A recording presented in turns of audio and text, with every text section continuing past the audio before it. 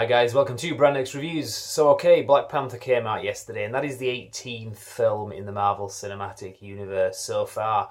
And to me, it's been something that I don't feel is in any way a letdown of what's gone before, but it also feels like it's something that's quite fresh and new to the franchise in a lot of ways.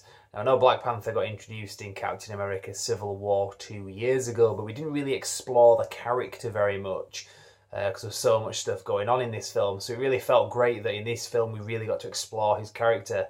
And we certainly did with this. There's been a few things that have been said as negative against this, and a couple of people that I went to see this with did sort of mention that it was a bit boring and he didn't really do much and there wasn't enough action, that kind of thing. To me, I kind of felt differently. I mean, it's true. I mean, I'm not saying that they're factually incorrect or anything like that. It's subjective, but to me it felt more like this character was going through more of a spiritual journey than just basically like the Hulk, for example, who just like punches a hole in a wall kind of thing. This guy had some real challenges to overcome. And when I say spiritual, I don't mean that in a kind of mystical sense, but there is an element of that in this, which is great because it's really well done visually and also from a sort of narrative point of view. But it's more of a sort of spiritual in the sense that, for example, I kept comparing it in my mind to Rocky. Rocky goes through a lot of spiritual battles. That's why we love those movies. He's not just a fighter, a boxer that just punches his way out of situations. It's a spiritual journey. And I'm kind of comparing it to Rocky because obviously Ryan Coogler directed this and he's doing the Creed film, and obviously it's got Michael B. Jordan in who plays Creed. So there's, I don't know, some kind of subliminal connection there that's kind of got in my mind. But similar to that, so that's what I mean. So a lot of the criticisms that you've been hearing about this film may be about he doesn't beat up enough bad guys. I know that was like the first negative review that went up on, that was aggregated by Rotten Tomatoes. That was what that guy had to say, which is fair enough. You know, like I say, it's not right or wrong. It's just that's not what I get out of it. So I'm going to give a few little spoilers away here, not for the sake of it, but a few little things. I will mention, and I always say this whenever I talk about Marvel films that have just come out, do stay till the end because there are some post-credit scenes, as you'd expect. I know we don't always get them. There's been a couple of cases in the past where we haven't. But this one does. It has two. It has a mid-credit one and it has a post-credit scene. The mid-credit scene is just basically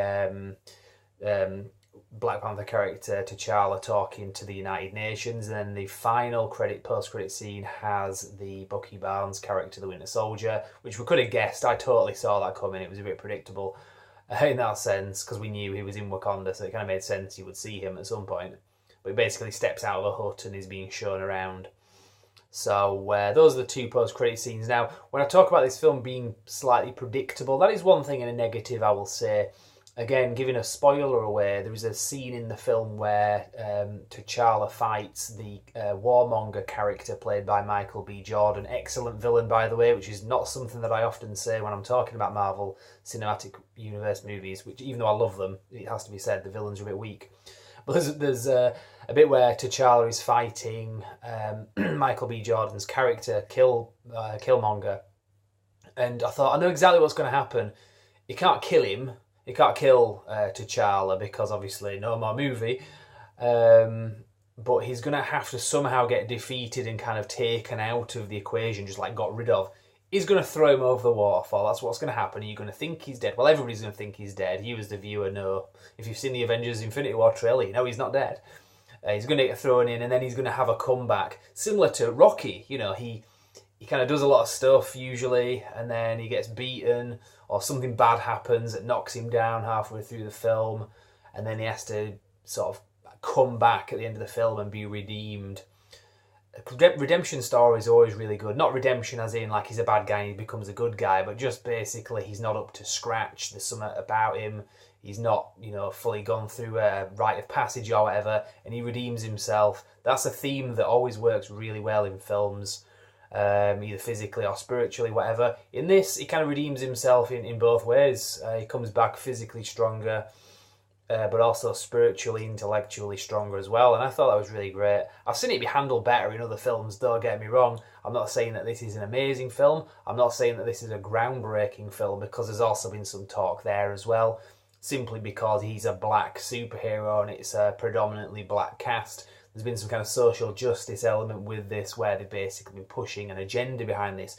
This movie itself doesn't do that though, so don't get confused by some of their bullshit that social justice warriors have been saying about this film, and saying that you're racist if you don't like it. A lot of that's trolling anyway. I don't think the people saying that actually believe it most of the time.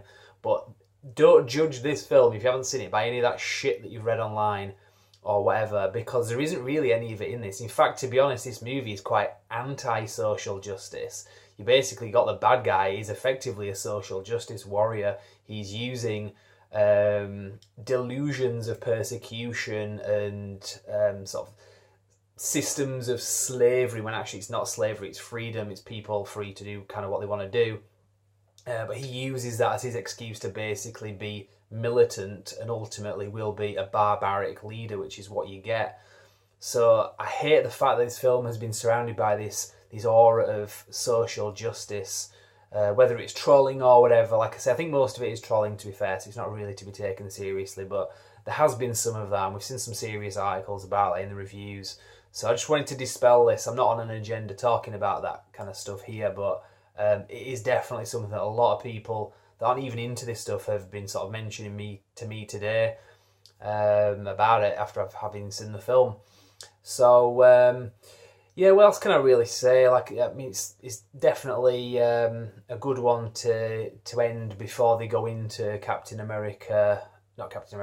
Avengers Infinity War, because I think by now they've pretty much given us all the characters that we know we're going to get in that film and kind of explored them. Because I know, like I say, we saw Black Panther in Civil War, but in this one we really get to know who he is. Which is another good thing about the film as well that I will say. I know Mark Kermode said this in his review, and I don't want to sort of copy off what he was saying, but I fully agree with him. Every character in this film, pretty much, or at least all the main characters, you feel like you understand who they are, why they do what they do, and you understand their motives. So whether it's good guys or bad guys or girls, because there's a lot of pretty good female characters in this as well. And again, it's not from a point of view of identity politics, it's just they are in the film, that's what they are. You do kind of feel that you understand them, or at least I do anyway. Some others may not feel the same way, but like I say, I can only really go off the way I feel about it. It's all subjective. There is no right or wrong, but I can imagine most people will get that from this. You don't really need much prior knowledge going into this film. It's a pretty good standalone film, whilst also being in the backdrop of the Marvel Cinematic Universe. You don't really need to have seen the other films. Maybe Civil War might give you a bit more background knowledge about T'Challa's character, because it does certainly go back to some of the stuff where his dad got killed in that film. So I don't really want to say too much else. I recommend this movie. I definitely recommend it. I think it's a good, solid entry.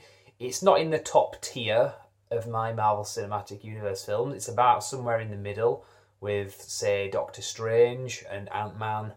I would say the top ones in my tier system would be first Avengers, first Iron Man, Captain America, Winter Soldier is probably the top one, Civil War, that kind of thing, Guardians of the Galaxy. The lowest for me would be Incredible Hulk, which I still like, and Thor the Dark World, possibly Avengers Age of Ultron.